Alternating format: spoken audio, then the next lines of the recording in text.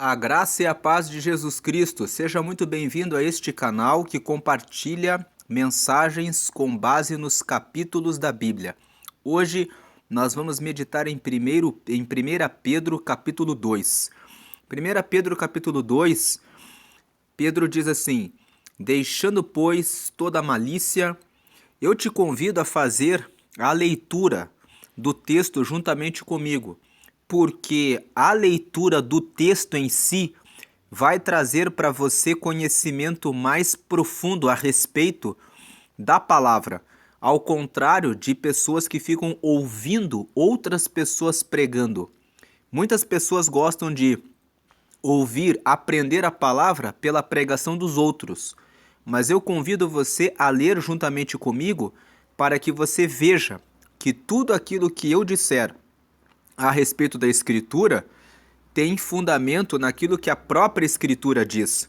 E se eu disser alguma coisa que não faz sentido para você, você vai poder desenvolver o seu próprio senso crítico a respeito da palavra. E é isso que faz com que você esteja pronto, munido, protegido de pessoas que pregam coisas que não correspondem ao que está escrito no texto. Então, feitas essas observações, vamos ler aqui: deixando, pois, toda a malícia e todo engano e fingimentos e invejas e todas as murmurações, desejai, versículo 2, desejai afetuosamente como meninos novamente nascidos o leite racional, não falsificado, para que por ele vades crescendo. Versículo 3, se é que já provastes que o Senhor é benigno. Pedro aqui diz que ele compara a palavra de Deus como leite racional, ou seja, leite é alimento que é fornecido para crianças, para meninos. E Pedro usa aqui uma comparação, querendo dizer assim, como Jesus, lá no Evangelho de Marcos, no capítulo 9, trouxe um ensinamento para os discípulos, trazendo um menino no meio deles e dizendo que para eles que nós devemos ser como crianças, como meninos, para que revelando pureza, revelando inocência, revelando pureza, Pedro ele usa essa mesma comparação que Jesus usou de fato com eles. Jesus, no Evangelho de Marcos, no capítulo 9, a Bíblia conta que quando eles estavam saindo de Cesareia de Filipe e indo em direção à Galiléia, Jesus estava ensinando a eles que ele morreria. E quando ele chegou em Cafarnaum, veja aqui, Marcos 9:33, Jesus perguntou: o que estáveis vós discutindo pelo caminho? Versículo 34, mas eles calaram-se, porque pelo caminho tinham disputado entre si qual era o maior. Então os discípulos ficaram aqui disputando quem era o maior. Aí Jesus vem, olha o que Jesus faz, versículo 36, e lançando mão de uma criança, pô-la no meio deles, e tomando-a nos seus braços, disse-lhes, versículo 37, qualquer que receber uma dessas crianças em meu nome, a mim me recebe. E qualquer que a mim me receber, recebe não a mim, mas ao que me enviou. Então Jesus coloca uma criança no meio deles, Primeiro Jesus fala para eles, olha o que Jesus fala, se alguém quiser ser o primeiro, será o derradeiro de todos, ou seja, o último de todos e o servo de todos. Aí Jesus toma uma criança, coloca no meio deles e fala que qualquer que recebesse uma criança no nome de Deus, no nome de Jesus, recebia não apenas não a criança, mas recebia ao próprio Jesus e ao próprio Deus. Então, quando Pedro começa o capítulo 2, ele começa o texto dizendo assim: deixem toda a malícia. O que é malícia? Malícia é mau pensamento, é mau desígnio, má intenção dentro do coração. E todo engano. e fingimentos e invejas e todas as murmurações. Então Pedro começa dizendo: abandonem todo esse tipo de coisa, desejai afetuosamente, ou seja, cheios de afeto, de amor, como meninos novamente nascidos, o leite racional, não falsificado, para que por ele, pelo leite racional, vades crescendo. O leite racional, ele está se referindo à palavra de Deus. Como ele faz uma comparação dos cristãos como sendo meninos, ele fala que eles devem, e os meninos se alimentam de leite, ele está dizendo a palavra é alimento, a palavra é comida espiritual. Então ele fala, desejem o leite racional, o alimento racional não falsificado, para que por ele, ou seja, para que pela palavra, vades crescendo. Se é que já provastes que o Senhor é benigno. Aí, esse se é que já provastes que o Senhor é benigno, Pedro está dizendo, se vocês realmente já provaram que Deus é, que o Senhor é bom. Porque tem pessoas que não provaram, tem pessoas que preferem continuar na malícia, no engano, no fingimento, na inveja. E ele fala, se vocês já provaram de Deus, já têm comunhão e já conhecem Deus, então vocês vão querer fazer isso.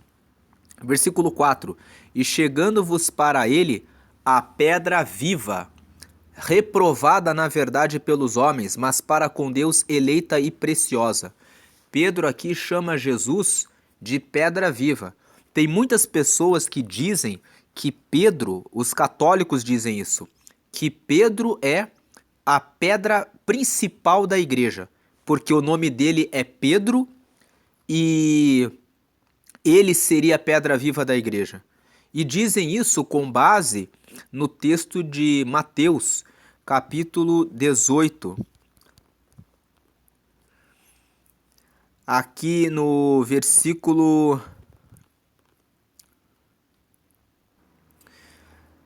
Eu falei de Mateus 18, mas na verdade é Mateus 16. Mateus 16, versículo 18. Ele fala assim, ó, pois também eu te digo que tu és Pedro, e sobre esta pedra edificarei a minha igreja, e as portas do inferno não prevalecerão contra ela.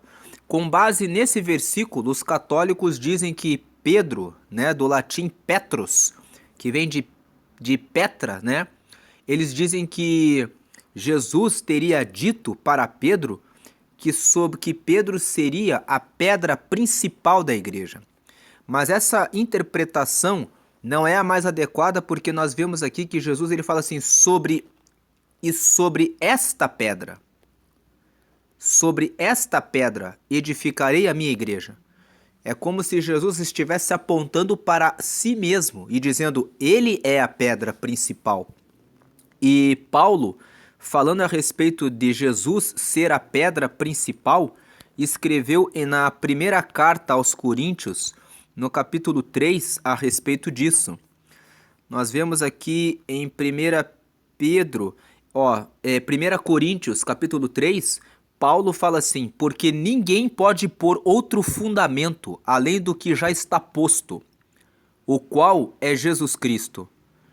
E ele está falando aqui que Jesus Cristo é o fundamento de toda a igreja. E aqui no texto de 1 Pedro, no capítulo 2, no versículo 4, nós vemos que o próprio Pedro fala a respeito de Jesus. E chegando-vos para ele a pedra viva. Ele está se referindo a Jesus. Ele fala, Jesus é a pedra principal. Ele é a pedra viva, que foi reprovada, na verdade, pelos homens. Mas para com Deus essa pedra foi eleita e preciosa. Versículo 5. Vós também, como pedras vivas, sois edificados casa espiritual e sacerdócio santo, para oferecerdes sacrifícios espirituais, agradáveis a Deus por Jesus Cristo. Então Pedro diz o seguinte, nós, assim como Jesus é a pedra principal, que foi escolhida por Deus e preciosa por Deus para ser o fundamento da igreja, nós também somos pedras vivas.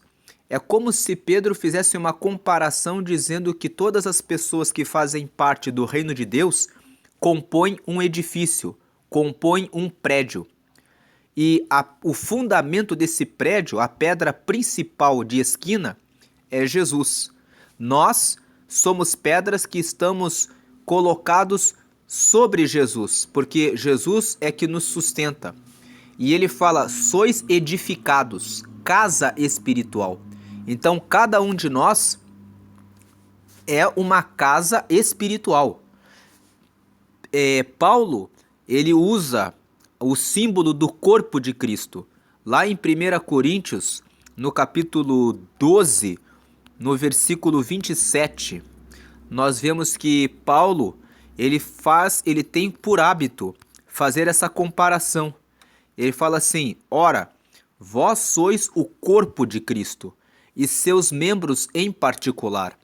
E no livro, na carta, na segunda carta que ele escreveu aos Coríntios, ele chega a fazer no capítulo 5, ele chega a falar, que porque sabemos que se a nossa casa terrestre deste tabernáculo se desfizer, temos de Deus um edifício, uma casa, não feita por mãos, eterna nos céus.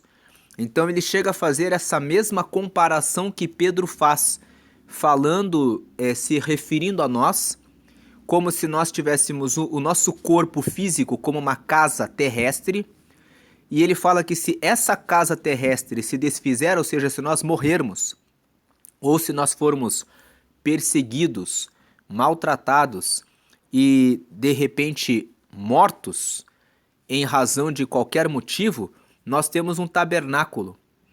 Ele fala assim, nós temos de Deus um edifício, uma casa que não é feita por mãos, que é eterna nos céus, uma casa espiritual.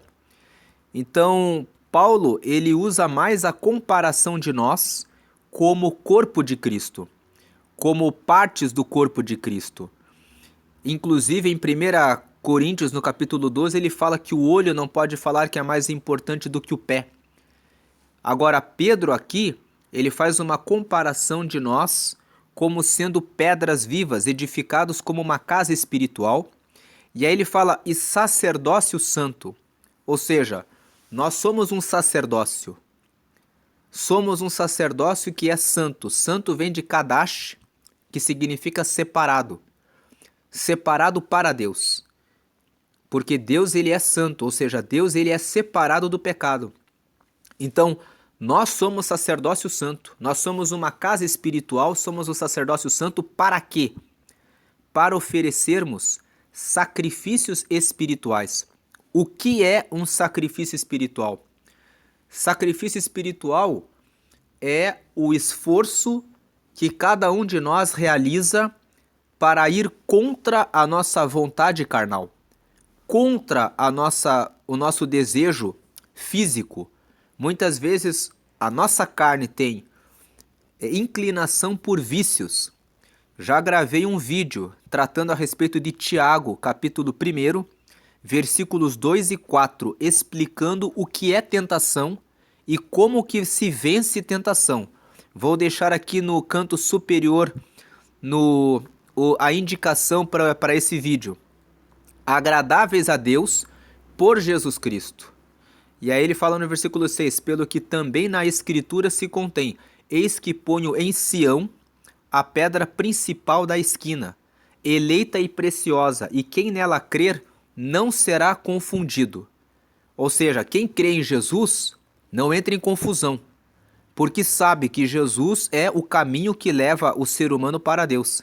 Mais uma vez, Pedro, que as pessoas, os católicos dizem que é a pedra da igreja, a pedra principal da igreja, ele mesmo fala que ele não é.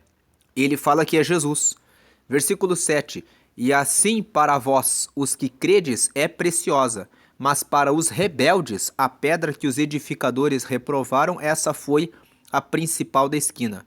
Ou seja, o mundo, as pessoas que não valorizam Jesus, consideram que Jesus, imaginando que nós somos um edifício para Deus, para eles, Jesus é uma pedra qualquer.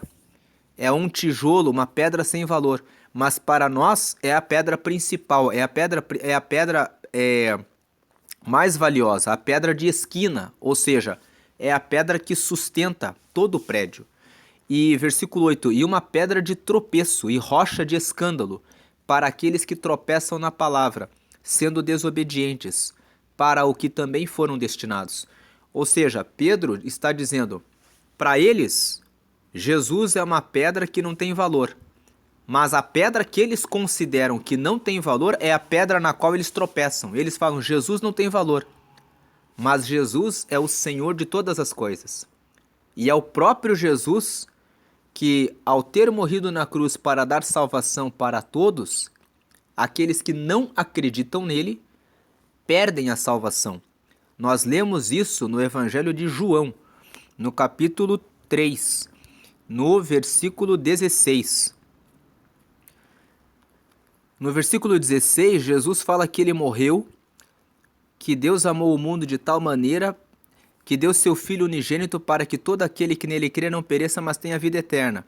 17, porque Deus enviou o seu Filho ao mundo não para que condenasse o mundo, mas para que o mundo fosse salvo por ele. 18, quem crê nele não é condenado, mas quem não crê já está condenado, porquanto não crê no nome do unigênito Filho de Deus. E versículo 19, e a condenação é esta, que a luz veio ao mundo e os homens amaram mais as trevas do que a luz, porque as suas obras eram más. 20, porque todo aquele que faz o mal aborrece a luz e não vem para a luz para que as suas obras não sejam reprovadas. 21, mas quem pratica a verdade vem para a luz a fim de que as suas obras sejam manifestas, porque são feitas em Deus. Então, aquele que não aceita a pedra principal, que é Jesus, acaba sendo condenado. Então, ele acaba tropeçando em Jesus. Jesus acaba sendo a pedra na qual que serve como tropeço para ele e como uma rocha de escândalo. E aí vem o versículo 9. Mas vós, agora Pedro começa a falar o que acontece conosco. Mas vós sois a geração eleita, o sacerdócio real, a nação santa, o povo adquirido, para que anuncieis as virtudes daquele que vos chamou das trevas para a sua maravilhosa luz. Ou seja, nós não somos apenas geração eleita, sacerdócio real, nação santa e povo adquirido para nada. Nós somos tudo isso para anunciar as virtudes daquele que nos chamou das trevas para a sua maravilhosa luz. Quando Jesus voltou, ele nos deixou uma ordem: ide por todo o mundo e pregai o evangelho a toda criatura. Ele deixou isso registrado no livro de Marcos, no capítulo 16, lá no versículo 15. Vamos aqui, Marcos 16, no versículo 15, que está escrito aqui, ó: e disse-lhes, ide por todo o mundo e pregai o evangelho a toda criatura. Quem crer e for batizado será salvo, mas quem não crer será condenado. Ou seja, quem crer que Jesus é a pedra principal de esquina do edifício que é construído para Deus, vai ser salvo. Quem despreza essa pedra, que é a pedra principal do edifício, acaba tropeçando nela, usando a expressão que Pedro usa no capítulo 2 da sua carta, da sua primeira carta. E ele fala no versículo 10, vós que em outro tempo não erais povo, mas agora sois povo de Deus, que não tinhais alcançado misericórdia, mas agora alcançastes misericórdia. Versículo 11, amados, peço-vos como a peregrinos e forasteiros, que vos abstenhais das concupiscências carnais, que combatem contra a alma. No versículo 11, ele fala aqui que nós somos como peregrinos, que nós somos como forasteiros. Então, organizando o pensamento a respeito de 1 Pedro capítulo 2, nós vemos que nesse capítulo Pedro se dedica a falar que Jesus é a pedra principal de esquina, que ele fala que ele é a pedra principal. E depois ele se dedica a dizer para nós que nós somos a nação santa, o sacerdócio real, que nós fomos chamados para anunciar as virtudes de Cristo e que nós não somos dessa terra, mas que nós somos peregrinos e forasteiros.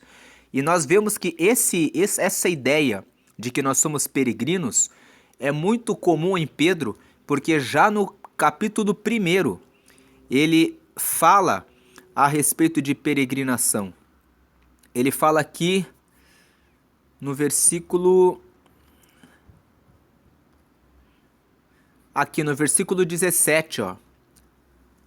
E se invocais por Pai aquele que sem acepção de pessoas julga segundo a obra de cada um, ou seja, se vocês realmente chamam Deus de Pai de vocês, que é aquele que julga a obra de cada pessoa, andai em temor durante o tempo da vossa peregrinação, sabendo, versículo 18, que não foi com coisas corruptíveis como prata ou ouro que fostes resgatados da vossa vã maneira de viver, que por tradição recebestes dos vossos pais.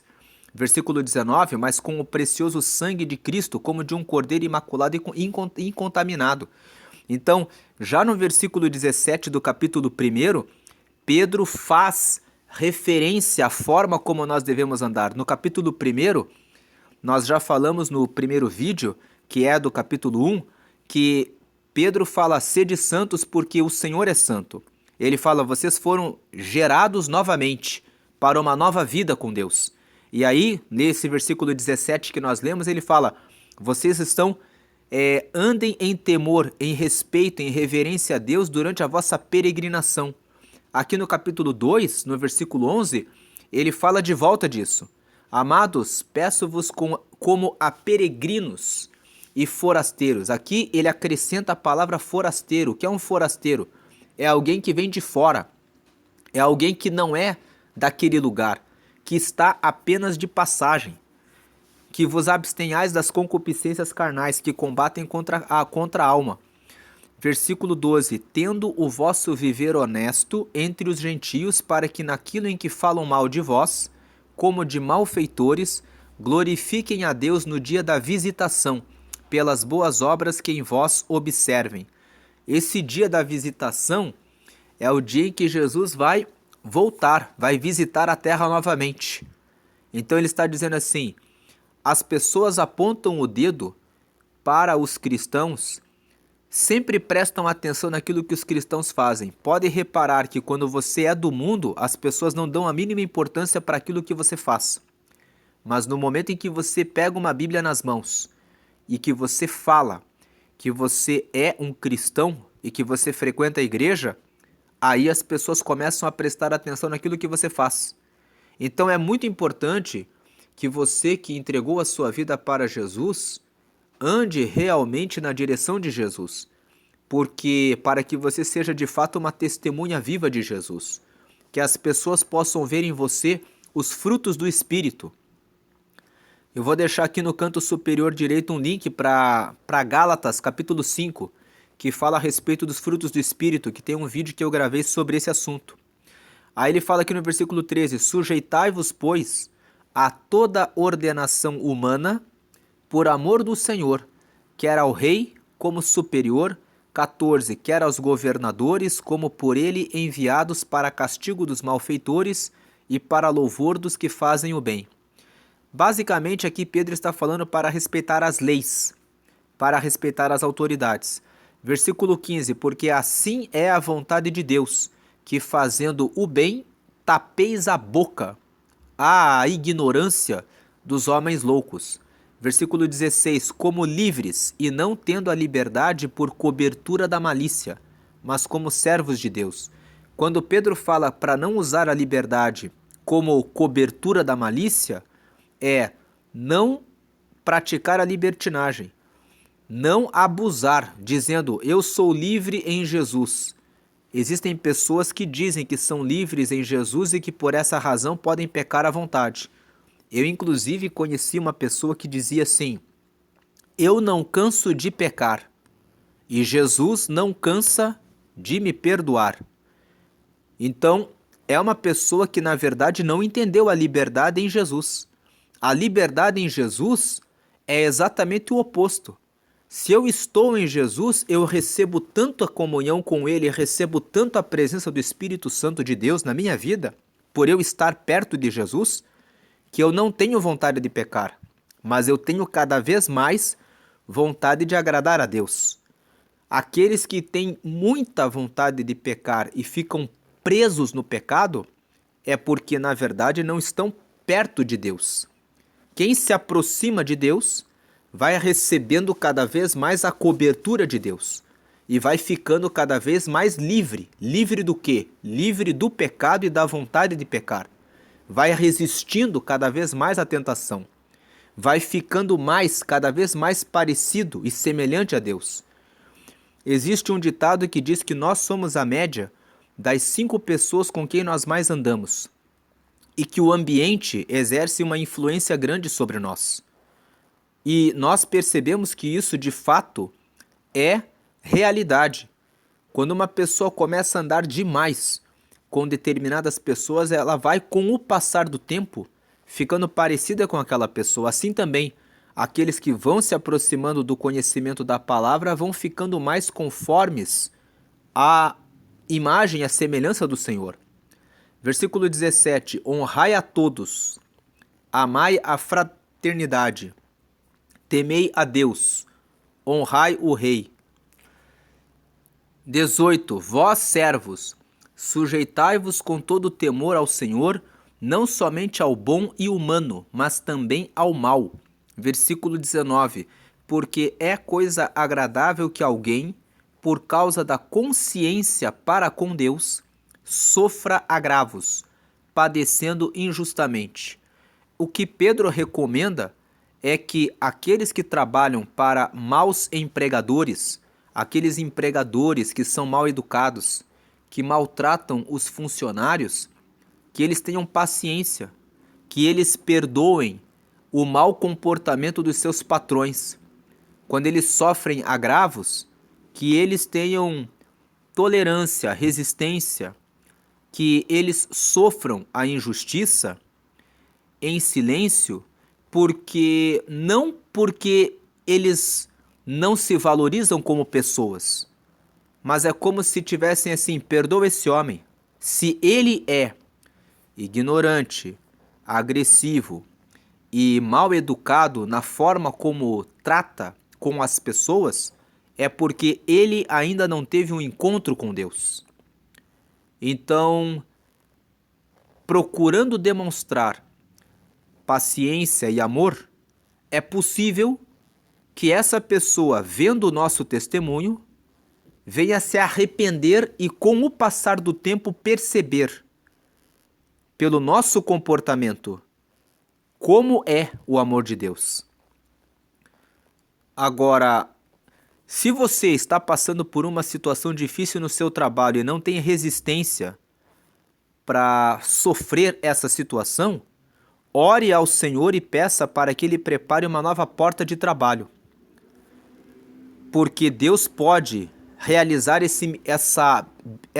dar essa dádiva para você.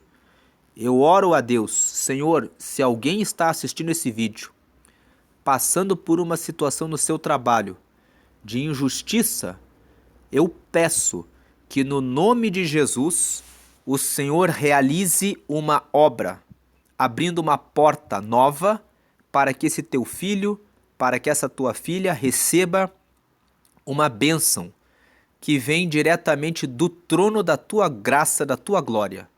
Abençoa essa pessoa e derrama essa vitória sobre o teu filho, sobre a tua filha, em nome de Jesus. Nós já agradecemos. Continuando no versículo 20. Porque que glória será essa, se pecando sois esbofeteados e sofreis? Mas se fazendo o bem sois afligidos e o sofreis, isso é agradável a Deus. No versículo 20, Pedro está fazendo uma pergunta, né? Se vocês fizerem coisas erradas, se vocês pecarem, e vocês forem esbofeteados e sofrerem em razão do pecado, em razão do erro, que glória que existe nisso? Isso, na verdade, não tem nenhuma glória, isso é normal. porque você está sendo esbofeteado, está sendo condenado porque você pecou. Agora, se você faz o bem e você é afligido e sofre, aí você está mostrando que você tem algo diferente, que existe alguma coisa em você que mostra resistência e bondade, porque você está fazendo a coisa certa, está sendo afligido e sofrendo, e ainda assim está mantendo a fé em Deus. Aí versículo 20, porque para isto sois chamados, pois também Cristo padeceu por nós, deixando-nos o exemplo, para que sigais as suas pisadas. De fato, Jesus Cristo não cometeu nenhum pecado e durante o seu julgamento ele foi cuspido, humilhado, colocaram uma coroa de espinhos na cabeça dele, vestiram ele de traje de rei para zombar dele, fazendo dele uma chacota, e depois ele foi pendurado naquela cruz, e Jesus passou por tudo isso em silêncio.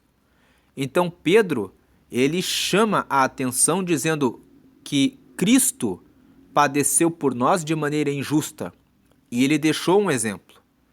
Versículo 22, o qual não cometeu pecado, nem na sua boca se achou engano.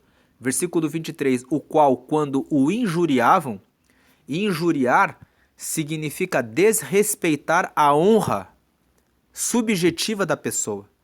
Dizer assim, você é rei, cuspindo na cara dele, batendo em Jesus, sendo que ele de fato era rei, ele falava assim, quando o injuriavam, não injuriava, e quando padecia, não ameaçava, mas entregava-se àquele que julga justamente.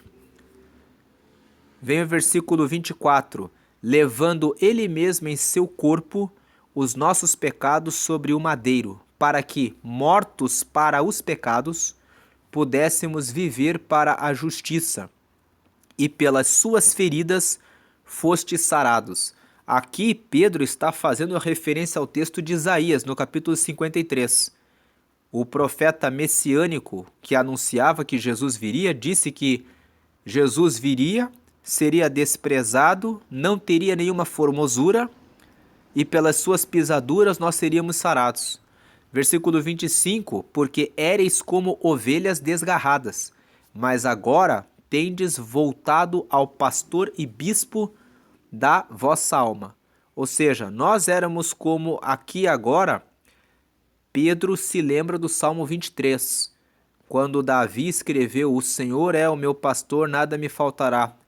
Ele fala que, quando Davi se coloca como uma ovelha, quando Jesus quando Deus é o seu pastor, aqui ele lembra do Salmo 23 para dizer, porque éreis como ovelhas desgarradas, mas agora tendes voltado ao pastor e bispo da vossa alma.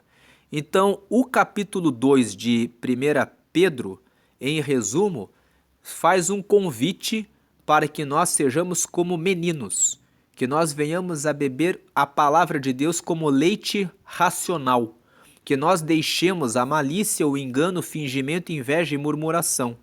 Depois ele fala que nós somos um sacerdócio santo e vivo para Deus, que Jesus é a pedra principal do edifício de Deus. Nós somos como ele, pedras vivas, mas somos pedras que estamos apoiados nele. Ele é a pedra principal para nós, mas é uma pedra de tropeço e de escândalo para aqueles que se desviam. Nós somos geração eleita, sacerdócio real, nação santa e povo adquirido. Não à toa, mas para anunciarmos o reino de Deus, para que as pessoas também alcancem a Deus. Nós somos peregrinos e forasteiros aqui nessa terra. E é por isso que nós estamos aqui apenas para cumprir o propósito de anunciarmos o reino de Deus. E como pessoas que anunciam o reino de Deus e que como peregrinos e forasteiros, como testemunhas vivas de Deus, precisamos suportar muitas vezes as tribulações que nós passamos, como injúrias, palavras que nos lançam como se nós fôssemos malfeitores, para que possamos honrar a Deus. E quando nós pensarmos que isso é muito injusto, nós devemos olhar para Cristo, porque ele passou por essas situações e ele ficou em silêncio, para que nós pudéssemos ter a salvação e a liberdade dos nossos pecados.